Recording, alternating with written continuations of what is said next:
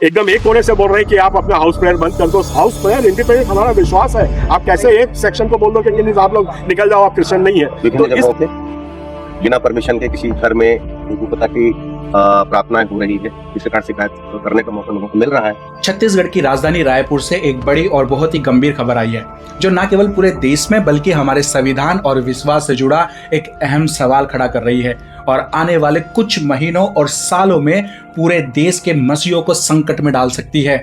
अभी कुछ दिन पहले ही रायपुर प्रशासन ने एक ऐसा फैसला लिया है जिसने क्रिश्चियन समुदाय को खासा प्रभावित किया है और साथ ही देश में धर्म की स्वतंत्रता और प्रशासन की भूमिका पर एक नई बहस खड़ी कर दी है। क्या हुआ है, क्या ये फैसला सही है, क्या ये धार्मिक स्वतंत्रता का हनन है और अंत में हमारा संविधान और हमारी बाइबल इस मामले पर क्या कहती है, जानते हैं इस वीडियो में। इस वीडियो को सभी तक शेयर करना आपकी जिम्मेदारी है, क्योंकि ये खबर ऐसी है कि इंडिया में मसीह विश्वास की कमर तोड़ सकती है और ये सीधे तौर पर शैतान का हमला है इंडिया की कलीसियाओं पर। बाइबल कहती है शैतान भूखे शेर की नाई घूमता है कि किसे फाड़ खाए। अभी उसने इंडिया की कलीसियाओं पर हमला किया है, इसलिए न्यूज़ पूरे इंडिया में कोने कोने तक पहुंचाना जरूरी है ताकि सब चर्च मिलकर इस प्रॉब्लम के लिए प्रार्थना कर सके। तो चलिए वीडियो को शुरू करते हैं।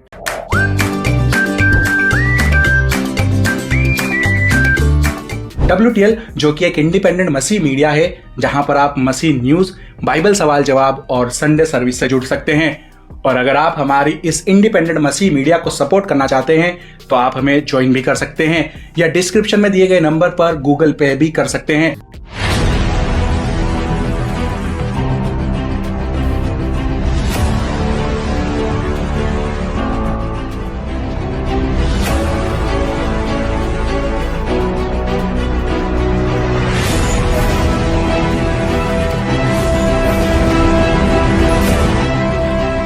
रायपुर में क्रिश्चियन समुदाय के जो लोग अपने घरों में प्रार्थना सभा करते थे, जिन्हें हाउस चर्च कहा जाता है, ये प्रार्थनाएं अब रायपुर छत्तीसगढ़ की पुलिस प्रशासनिक टीम ने रोक दी हैं। 14 अगस्त 2025 को पुलिस प्रशासन ने क्रिश्चियन समुदाय के लोगों को थाने में बुलवाकर एक मीटिंग की। इस बैठक का मुख्य कारण क्या था? धार्मिक योजनाओं, खासकर घरों में हो रही प्रार्थना सभाओं, हाउस चर्च को लेकर मिली शिकायतें, जिसमें धर्मांतरण की गतिविधियों का आरोप था। बैठक में पुलिस और प्रशासन ने स्पष्ट किया कि अब से प्रार्थना केवल अधिकृत और रजिस्टर्ड चर्चों में ही की जाएगी। पुलिस ने बिना अनुमति किसी भी धार्मिक आयोजन पर रोक लगाने का ऑर्डर दे दिया है। प्रशासन ने ये कदम शांति और सार्वजनिक व्यवस्था बनाए रखने के लिए जरूरी बताया है। प्रशासन का कहना है कि उन्हें शिकायतें मिली हैं कि इन घरों में हो रही प्रार्थनाओं के पीछे कुछ लोग धर्मांतरण की गतिविधियां कर रहे हैं। बिना परमिशन के किसी घर में उनको पता कि प्रार्थनाएं हो रही है, इस प्रकार शिकायत करने का मौका लोगों को मिल रहा है, जो समुदाय के बीच तनाव पैदा कर रही हैं। इस कारण से प्रशासन ने कहा है कि अब से केवल उन चर्चों में ही प्रार्थना की जाएगी जो रजिस्टर्ड है, यानी अधिकृत हैं। क्रिश्चियन समुदाय के लोग इस फैसले से बेहद ही नाराज हैं। उनका कहना है कि यह उनकी धार्मिक स्वतंत्रता का हनन है, जो भारत के संविधान में अनुच्छेद 25 के तहत उनका अधिकार है। छत्तीसगढ़ क्रिश्चियंस फोरम के लीडर पन्ना लाल जी कहते हैं कि हाउस चर्च कोई नया चलन नहीं है, ये तो विश्व भर में मान्यता प्राप्त धार्मिक परंपरा है। विशेषकर उन गांव और इलाकों में जहां चर्च पहुंचे नहीं हैं, वहां लोग अपने घरों में ही मिलकर प्रार्थना क्या करते हैं। तकनीकी दिक्कत बहुत है, क्योंकि ईसाई धर्म की कुछ प्रथाएं हैं, मान्यताएं हैं और निर्देश है हमारे बाइबल के अनुसार, उसका उल्लंघन नहीं किया जा सकता। तो हाउस चर्च है वो हमारा बिब्लिकल गाइडेंस है और ये शासन समझ नहीं पा रहा है। चर्च बोलने से कोई एक चर्च नहीं रहता, कैथोलिक चर्च है, ऐसे 400 चर्च हैं हमारे। तो उस बात को अभी कम से कम शासन ने समझा है। वे ये भी बताते हैं कि क्रिश्चियन धर्म में पंथ और वर्शिप प्रैक्टिस अलग अलग है। वे पेंटाकोस्टल फेथ के फॉलोवर हैं, जिनकी वर्शिप पारंपरिक कैथोलिक या प्रोटेस्टेंट चर्च से अलग है, इसलिए उन्हें अपने घरों में प्रार्थना करने के सिवाय दूसरा कोई विकल्प नहीं है। और क्रिश्चियन समुदाय ने उन आरोपों को पूरी तरह से नकार दिया है, जिसमें कहा यह गया है कि उनके हाउस चर्चों के जरिए धर्मांतरण हो रहा है। उन्होंने आरोप लगाया कि बजरंग दल जैसे संगठन उन पर झूठे आरोप लगाकर उनकी प्रताड़ना कर रहे हैं, उनके घरों में तोड़फोड़ कर रहे हैं। इसलिए उन्होंने प्रशासन से इस मामले में निष्पक्ष जांच करने की मांग की है और कहा है कि वे अपने घरों में सीसीटीवी कैमरे भी लगाने को तैयार हैं ताकि सच सामने आ सके। उससे जो बजरंग दल द्वारा तोड़फोड़ करके आरोप प्रत्यारोप किया जाता है कि धर्मांतरण हो रहा है। और हमारे पास्टर क्रिश्चियन फोरम के लोग भी, CGPL के लोग, पूरे पास्टर आकर के ये भी बोल रहे हैं कि आप जांच पड़ताल कीजिए, हम CCTV कैमरा तक लगा रहे हैं जिसमें वॉइस रिकॉर्डिंग भी होगा, और बातें जो है वो आप देखिए जांच पड़ताल करके कि हम धर्मांतरण करवा रहे हैं कि क्या करवा रहे हैं। फिर भी पुलिस प्रशासन द्वारा हमारे प्रार्थना स्थलों को बंद करने के लिए, घरेलू प्रार्थना सभा को बंद करने के लिए ऑर्डर दिया जा रहा है, और किसी प्रकार का उनके पास कोई भी ऐसा कानूनी ऑर्डर भी नहीं रखा। अब सबसे बड़ा सवाल, भारत का संविधान इस मामले पर क्या कहता है? भारतीय संविधान का अनुच्छेद 25 साफ कहता है कि हर नागरिक को अपने धर्म को स्वतंत्र रूप से मानने और उसका पालन करने और प्रचार करने का अधिकार है। लेकिन इस अनुच्छेद में कुछ टर्म्स एंड कंडीशंस भी हैं कि यह अधिकार सार्वजनिक व्यवस्था, नैतिकता और स्वास्थ्य के लिए बाध्य है। मतलब अगर कोई धार्मिक प्रथा समाज में शांति भंग करती है या तनाव उत्पन्न करती है तो प्रशासन कानून के तहत नियंत्रण कर सकता है। इसी बात का इस्तेमाल अब छत्तीसगढ़ का पुलिस प्रशासन कर रहा है और प्रार्थना सभाओं को शांति भंग करने वाली बताकर रोक लगा रहा है। दूसरी ओर क्रिश्चियन समुदाय इसे अपने धार्मिक अधिकारों का उल्लंघन मानता है। संवैधानिक जानकारों का मानना है कि बिना ठोस सबूत के केवल शिकायतों के आधार पर पूरे के पूरे समुदाय की धार्मिक स्वतंत्रता पर रोक लगाना लोकतंत्र की मूल भावनाओं के खिलाफ है। अगर पुलिस प्रशासन ने बिना किसी प्रमाण सबूत के गलत तरीके से समुदाय के अधिकारों में हस्तक्षेप किया तो यह एक खतरनाक मिसाल बन सकती है जो धार्मिक स्वतंत्रता को प्रभावित करेगी। यह मामला सिर्फ रायपुर या क्रिश्चियन समुदाय का नहीं है बल्कि पूरे देश के लिए एक बड़ा सवाल बन गया है। इसके बाद भी पुलिस प्रशासन और क्रिश्चियन समुदाय के बीच में और भी कई सारी बैठकें हुई, लेकिन फिलहाल कोई ठोस समाधान अभी नहीं निकला है। अब इस मामले की लड़ाई हाई कोर्ट तक पहुंच चुकी है और सबकी नजरें कोर्ट के फैसले पर टिकी हुई है कि वह इस धार्मिक स्वतंत्रता और सार्वजनिक व्यवस्था के बीच के संघर्ष में क्या ऑर्डर देता है। अल्टीमेटली ये बात हो रही है कि हाई कोर्ट के फैसले का इंतजार किया जाएगा और जब तक के ये लोग चाह रहे हैं, ये शासन पुलिस चाह रही है कि शांति व्यवस्था बनी रहे, इसीलिए स्टेटस को मेंटेन हो।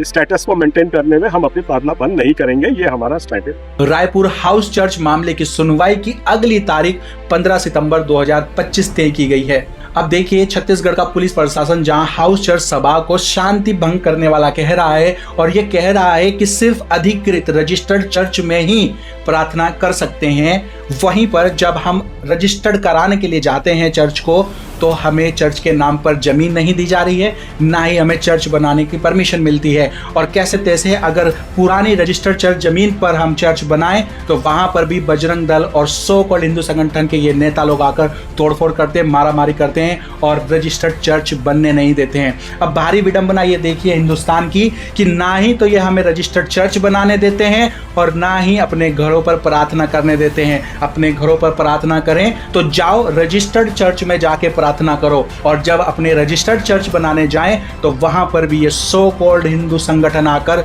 उधंग मचाते हैं, तोड़फोड़ करते हैं और चर्च को रजिस्टर्ड नहीं होने देते हैं। और प्रशासन में चर्च के नाम से जमीन को रजिस्टर्ड कराने जाएं तो मामला पेंडिंग में डला रहता है। यानी कि साफ साफ समझ में आ रहा है कि ये लोग सिर्फ मसीह सता उत्पन्न कर रहे हैं। इनको रजिस्टर्ड चर्च से कोई लेना देना नहीं है, इनको प्रार्थनाओं में कोई शांति भंग नहीं हो रही है। ये सिर्फ जलन, चिढ़ और विरोध की भावना के कारण ये सब कुछ किया जा रहा है। अब देखिए, सरकार और संविधान इस बारे में क्या ऑर्डर देता है वो तो आने वाले समय में हमें पता चल जाएगा, पर हमारी बाइबल इस बारे में क्या कहती है वो देखते हैं।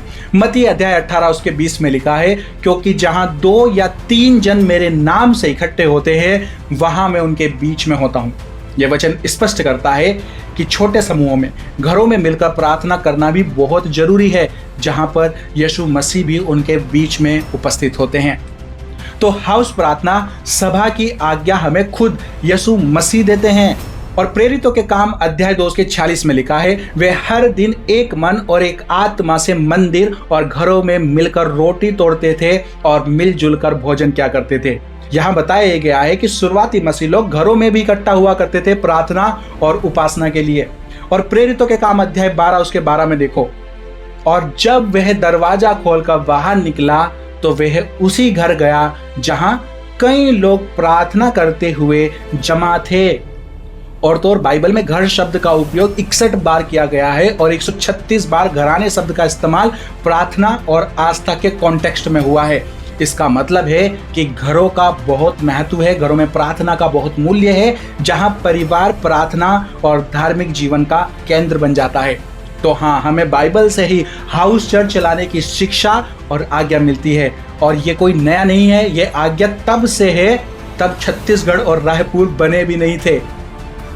लेकिन जो इस समय सताव छत्तीसगढ़ की सरकार और पुलिस मिलकर कर रही है, ये भी कोई नया नहीं है, ये भी सदियों से होता आ रहा है। दरअसल जहां भी प्रभु का भवन चलता है, वहां शैतान को तकलीफ शुरू हो जाती है, क्योंकि अल्टीमेटली शैतान का राज्य उजड़ रहा होता है और लोग पाप की बंधुताई से आज़ाद होने लग जाते हैं।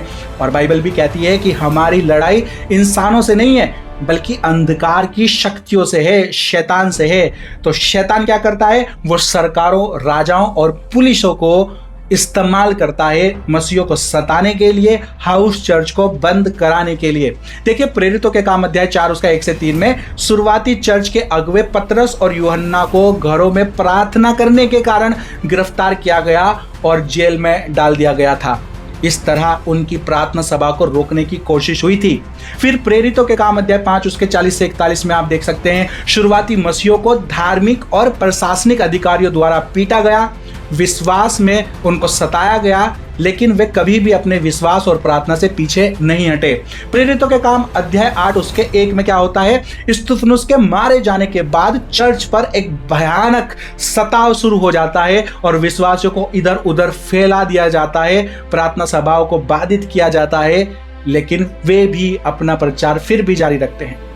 फिर मत्ती अध्याय 5 उसके 10 में यीशु मसीह खुद भी कहते हैं कि धन्य है वे जो धार्मिक कारणों के कारण सताए जाते हैं, उनके लिए स्वर्ग का राज्य है। ये भविष्यवाणी थी, यीशु मसीह ने डायरेक्ट की थी विश्वासियों के सताए जाने के लिए। दूसरा तीमुथियुस अध्याय 3 उसका 12 का उदाहरण बताता है कि जो लोग मसीह धर्म के अनुसार जीते हैं, उन्हें सताव और विरोध झेलना पड़ता है। तो कुछ भी ऐसा नहीं कर रहे छत्तीसगढ़ के हाकिम और सो कॉल्ड हिंदू संगठन जो बाइबल से बाहर है या कुछ नया है। 2000 सालों से एक क्रूर और निर्दयी राजा और हाकिम आए और चले गए, पर प्रभु का काम ना रोक सके। तो ये किस खेत की मूली और गाजर हैं? यशायाह अध्याय 41 उसका 10 कहता है, डर मत क्योंकि मैं तेरे संग हूँ, इधर उधर मत ताक क्योंकि मैं तेरा परमेश्वर हूँ, मैं तुझे दृढ़ करूंगा और तेरी मैं सहायता करूंगा, अपने धार्मिक दाहिने हाथ से मैं तुझे संभाले रखूंगा।